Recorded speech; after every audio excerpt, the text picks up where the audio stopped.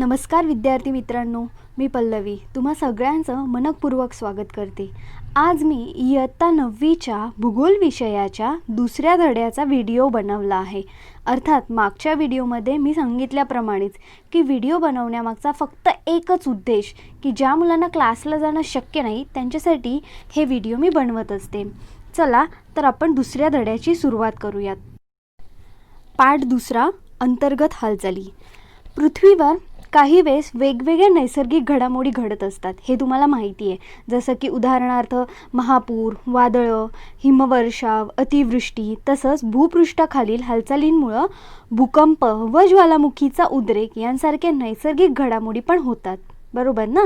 तसंच पृथ्वीवरील सजीवांसाठी या घडामोडी म्हणजे एक प्रकारचं संकटच असतं, हो ना। अशा नैसर्गिक आपत्ती आली किंवा नैसर्गिक संकट आलं तर सजीवांना हे एक संकटच वाटतं। आणि या संकटामुळे काय होतं, जीवित आणि वित्तहानी होते। वित्तहानी म्हणजे काय तर आर्थिक नुकसान, म्हणजे जे पैशाचं वगैरे नुकसान असतं ते वित्तहानी। या धड्यात आपण काय पाहायचं आहे तर अंतर्गत हालचालींची ओळख आपण करून घेणार आहोत अंतर्गत हालचाली या पाठामध्ये।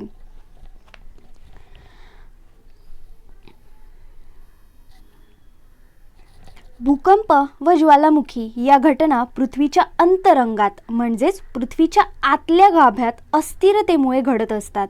म्हणजेच पृथ्वीच्या अंतरंगात हालचालींमुळे निर्माण होतात। या ज्या भूकंप आणि ज्वालामुखी आहेत या घटना पृथ्वीच्या अंतरंगात ज्या हालचाली होतात त्यामुळे या घटना घडत असतात। आपण इयत्ता 7वीमध्ये शिकलो आहे की पृथ्वीचे अंतरंगामध्ये काय सियाल, सायमा, गाभा आठवतंय ना। ठीक आहे, नसेल आठवत तर मी इमेज दाखवते, ते तुम्हाला पाहिल्यावरती लक्षात येईल।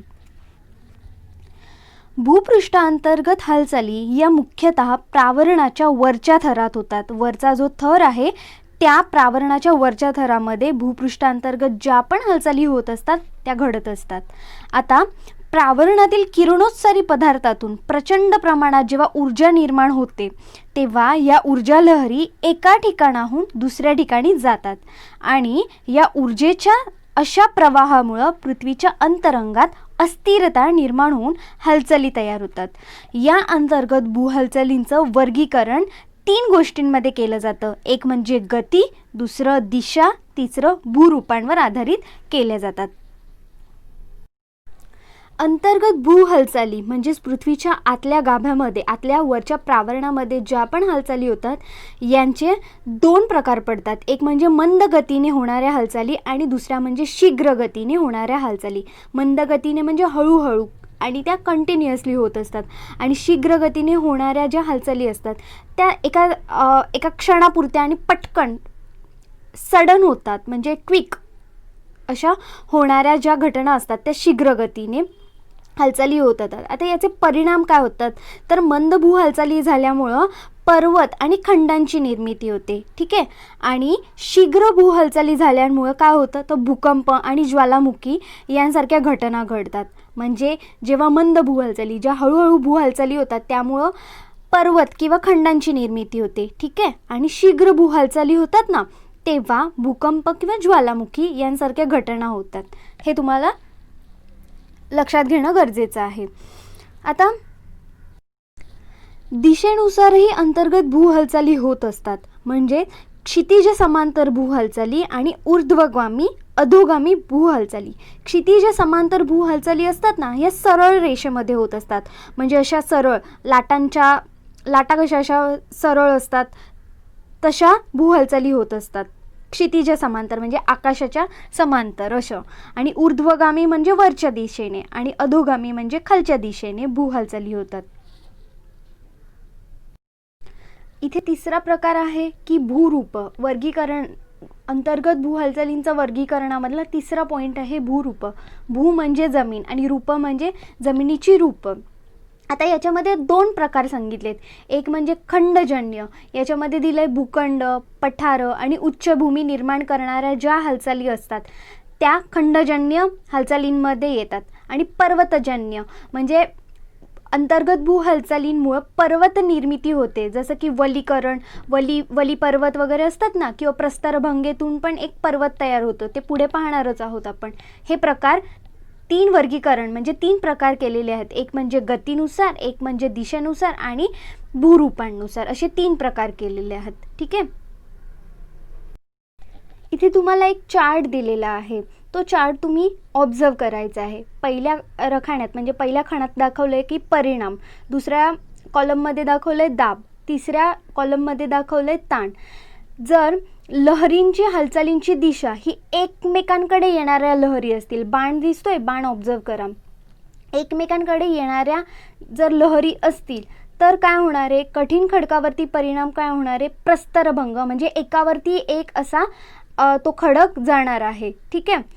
आणि मृदू खडकावर त्याचा परिणाम काय होणार आहे, जर खडक असा दोन्ही साईडून जर त्याच्यावरती प्रेशर पडलं तर आपोआप ऑटोमॅटिक वळ्या पडणार आहेत. मग त्याच्यातून वलीकरण, वली पर्वताची निर्मिती होते. एकमेकांकडे येणाऱ्या लहरी असतील तर, बाण दाखवलाय ना, हा बाण ऑब्झर्व करा.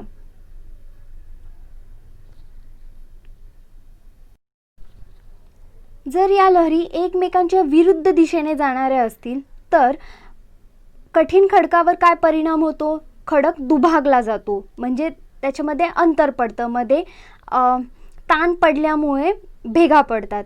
आणि त्याचा परिणाम मृदू खडकावर काय होणार आहे, प्रस्तरभंग पातळी, म्हणजे तिथे भेगा पडणार आहेत त्या खडकावरती. मंद भू हालचालींमध्ये 2 प्रकार सांगितलेले आहेत. एक म्हणजे पर्वत निर्माणकारी हालचाली आणि दुसरं म्हणजे खंड निर्माणकारी हालचाली. पर्वत निर्माणकारी हालचालींमध्ये परत 3 प्रकार पडलेले आहेत. म्हणजे पर्वतांची निर्मिती होण्यामागे गती हा एक महत्त्वाचा घटक आहे ना.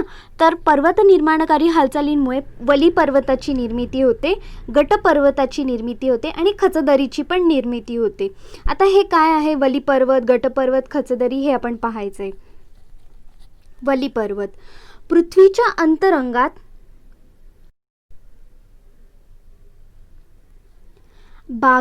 भागातून ऊर्जेचे वहन होते आणि या ऊर्जा लहरींमुळे मृदू खडकाच्या थरावर क्षितिज समांतर म्हणजेच सरळ आडव्या रेषेत आणि एकमेकांच्या दिशेने दाब पडून वळ्या निर्माण होतात.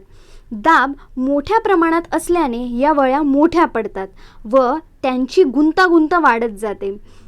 याचा परिणाम असा होतो की जमिनीचा पृष्ठभाग हा वर उचलला जातो. आकृती 2.6 मध्ये दाखवले, जेव्हा दोन्ही बाजूंनी दाब पडतोय तेव्हा मधला जो भाग आहे तो वर उचलला गेलेला आहे आणि त्यामुळं काय होतं, वली पर्वताची निर्मिती होते. उदाहरणार्थ हिमालय पर्वत जो भारतामध्ये आहे ना, अरवली पर्वत, हे वली पर्वताचीच उदाहरणं आहेत. रॉकी, अँडीज, आल्प्स ही पण जगातली प्रमुख वली पर्वत आहेत. ठीक आहे. म्हणजे जमिनीच्या दोन्ही बाजूकडून दाब पडला तर जमिनीचा जो मधला भाग आहे तो वर उचलला जाणार आहे आणि त्याला वळ्या पडल्यासारख्या दिसणार आहेत. ठीक आहे. त्याच्यामुळे वली पर्वताची निर्मिती होते. गटपर्वत. गटपर्वतांची निर्मिती कशी होते तर अंतर्गत हालचालींमुळे क्षितिज समांतर व एकमेकांपासून दूर जाणाऱ्या ऊर्जा लहरी निर्माण होतात आणि त्यामुळं जमिनीवर किंवा खडकावर ताण पडतो. त्यामुळं खडकाला तडे पडतात, क्रॅक्स जातात. या क्रॅक्स तड्यांनाच विभंग म्हणून ओळखलं जातं. विभंग म्हणजे काय, दुभागलेला भाग किंवा विभागलेला जो भाग आहे त्याला विभंग म्हणतात. अशा प्रकारे हे कठीण खडकांमध्ये ऊर्जा लहरी एकमेकांकडे आल्याने दाब पडूनही असे विभंग म्हणजे जे विभागलेले भाग आहेत ते तयार होतात. या 2 तड्यांमध्ये भूकवचाचाच भाग वर उचलला जातो तेव्हा हा उचललेला भाग ठोकळ्यासारखा दिसतो. यालाच आपण गटपर्वत म्हणून ओळखतो. गटपर्वताचा माथा हा नेहमी सपाट असतो. का सपाट असतो, कारण जमिनीचाच तो भाग असतो ना, आणि जमिनीचाच भाग जसाच्या तसा वर उचलला गेल्यामुळे तो सपाट असतो. गटपर्वताचं उदाहरण सांगायचं झालं तर युरोपमधलं ब्लॅक फॉरेस्ट, भारतामधलं मेघालय पठार हे गटपर्वताची उदाहरणं आहेत. भूपृष्ठावर क्षितिज समांतर हालचाली जेव्हा परस्पर विरोधी दिशांना होतात तेव्हा भूकवचातील खडकांवर ताण पडतो. हा ताण वाढल्याने खडकावर तडे पडतात. आता एक सोपं उदाहरण सांगते जे तुम्हाला पुस्तकातही दिलंय. आता खचदरीची निर्मिती कशी होते हे आपण पाहायचंय. कधी कधी भूकवचाला ताण पडून समोरासमोर दोन तडे पडतात.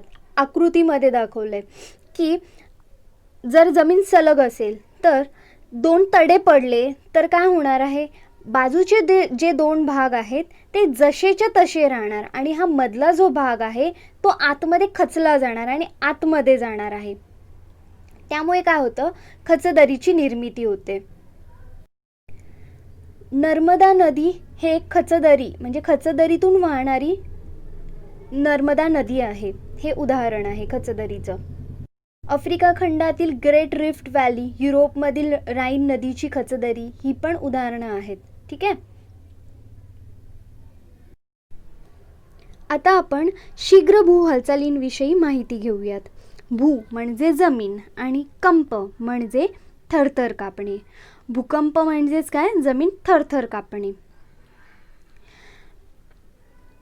भूपृष्ठाच्या अंतर्गत भागात होणाऱ्या हालचालींमुळे भूकवचात प्रचंड ताण निर्माण होतो आणि हा ताण एका विशिष्ट मर्यादेपलीकडे गेल्यावर तो मोकळा होतो आणि तेथे ऊर्जेचं उत्सर्जन होऊन ऊर्जा लहरी निर्माण होतात.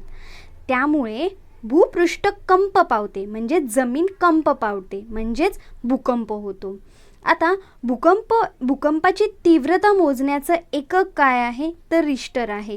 आणि भूकंपाची तीव्रता कोणत्या उपकरणाने किंवा कोणत्या यंत्राने मोजलं जातं तर ते आहे भूकंप मापक.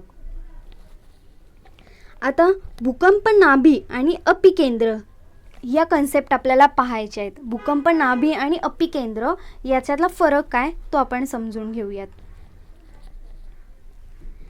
जमिनीच्या खाली हालचालींमुळे खूप मोठ्या प्रमाणात ताण निर्माण होतो, बरोबर ना. जमिनीच्या आतल्या वरच्या लेअरमध्ये किंवा प्रावरणामध्ये सारख्या हालचाली होत असतात, हे तुम्हाला माहिती आहे.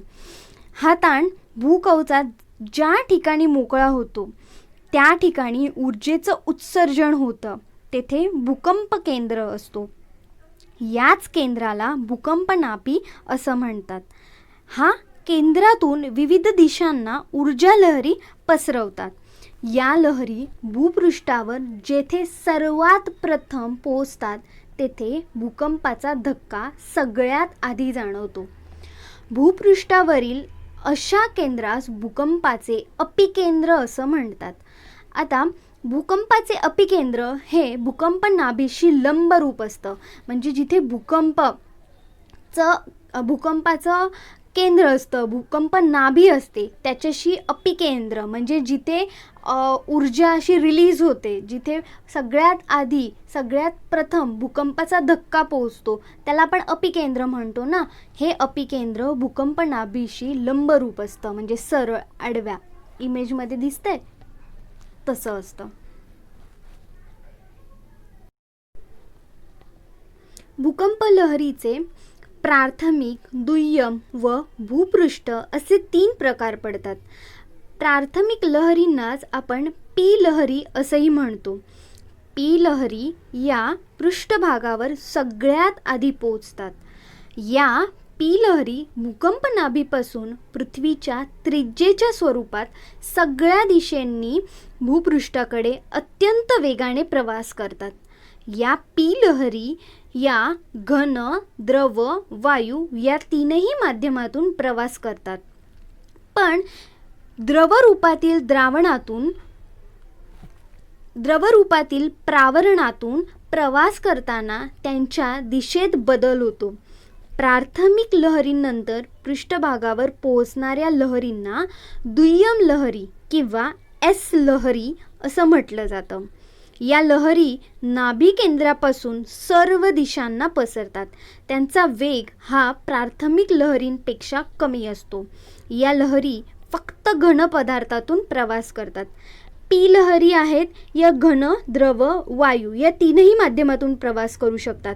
पण ज्या एस लहरी आहेत या फक्त घन पदार्थातून प्रवास करतात. ठीक आहे.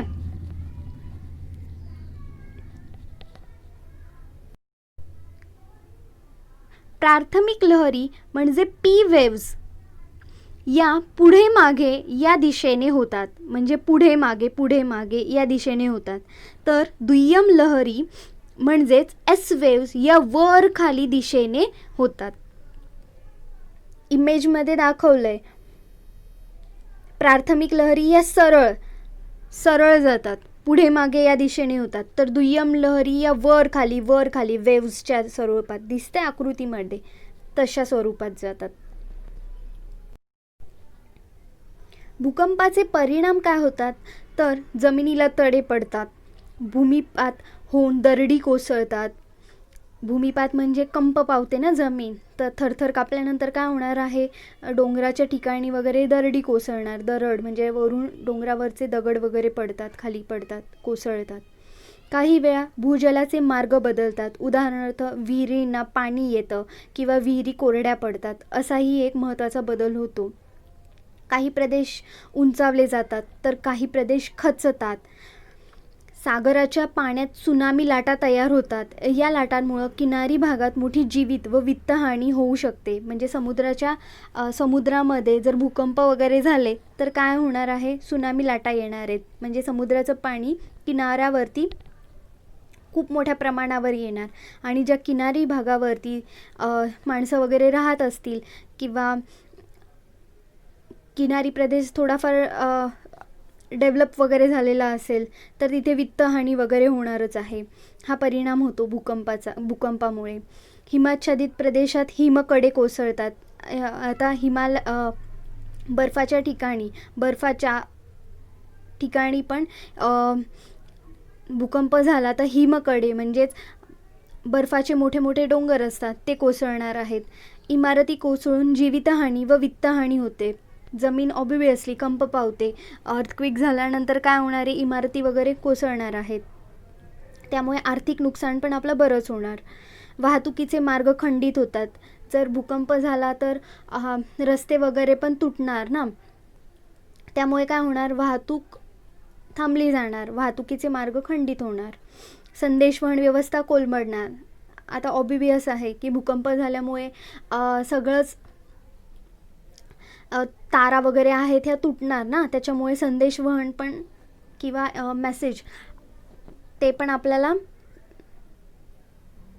संदेशवहन व्यवस्था कोलमडणार. जसं भूकंप पाहिलं तसं ज्वालामुखी कसा होतो ते आपण पाहायचं आहे.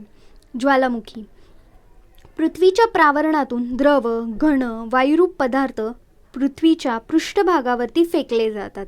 ही प्रक्रिया म्हणजेच ज्वालामुखीचा उद्रेक. ज्वालामुखीचा जेव्हा उद्रेक होतो तेव्हा यातून राख, पाण्याची वाफ, अनेक प्रकारचे विषारी पदार्थ, ज्वलनशील वायू, तप्त द्रव रूपातील शिलारस इत्यादी पदार्थ बाहेर टाकले जातात. भूपृष्ठावर आल्यावर शिलारसाला लाव्हारस असं म्हणतात. आता ज्वालामुखीचा उद्रेक कसा होतो तर पृथ्वीच्या प्रावरणातून, म्हणजेच जो पृथ्वीचा लेअर आहे, तुम्ही शिकलायत ना कोर, सियाल, सायमा 7वीमध्ये आपण शिकलोय. तर पृथ्वीच्या प्रावरणातून द्रव, घन, वायुरूप पदार्थ जमिनीवरती फेकले जाणार आणि यालाच आपण ज्वालामुखीचा उद्रेक झाला आहे असं म्हणतो. त्यातून लावारस बाहेर पडतो. याच्यातून राख, पाण्याची वाफ, विषारी पदार्थ हे पण बाहेर पडतात. ज्वालामुखीचे 2 प्रकार पडतात. एक म्हणजे केंद्रीय ज्वालामुखी आणि दुसरा म्हणजे भेगीय ज्वालामुखी. केंद्रीय ज्वालामुखी काय तर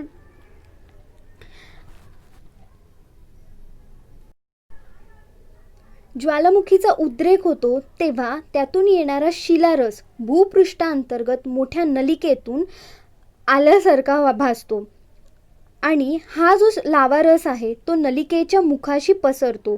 त्यामुळे शंकूच्या आकाराचा ज्वालामुखी पर्वत तयार होतो. म्हणजेच जमिनीतून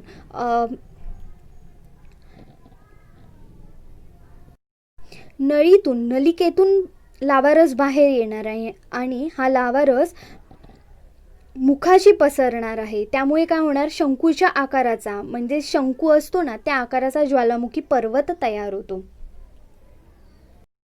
भेगीय ज्वालामुखी, जेव्हा ज्वालामुखीचा उद्रेक होतो तेव्हा जमिनीच्या तडांमधून लावारस बाहेर येतो, यालाच भेगीय ज्वालामुखी म्हणतात.